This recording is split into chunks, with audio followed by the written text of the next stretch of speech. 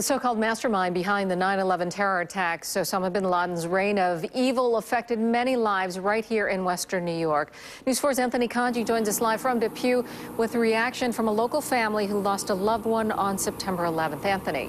Well, Victoria, I'm actually here in Williamsville, where Len Castriano Jr. grew up. Now, Castriano Jr. was one of the almost 3,000 people who were killed on September 11th. He was, now just a short time ago, I sat down with his family, who said they had mixed feelings when it came to bin Laden's death. It's regurgitating a lot of things that happened 10 years ago. It's bringing back a lot of bitterness and hurt. For Len Castriano, the news of Osama bin Laden's death was bittersweet. His 30-year-old son, Len Jr., was working on the 105th floor of the North World Trade Center tower on September 11th. Hearing Osama bin Laden had been killed reminded them of their own loss, but also gave them a sense of pride. I'm very proud of the country, of what we did, and that gives me satisfaction that the country it committed itself to doing what they said they were going to do. It took them 10 years, but they did it.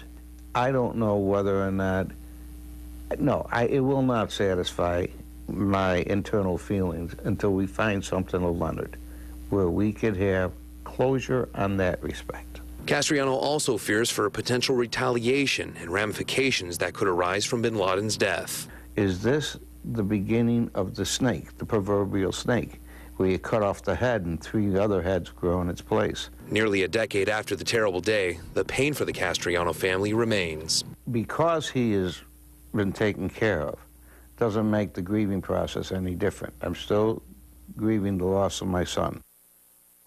Coming up tonight on News 4 at 5 and 6, we'll have much more from the families who lost their loved ones on September 11th and their reaction to the news of Osama bin Laden's death.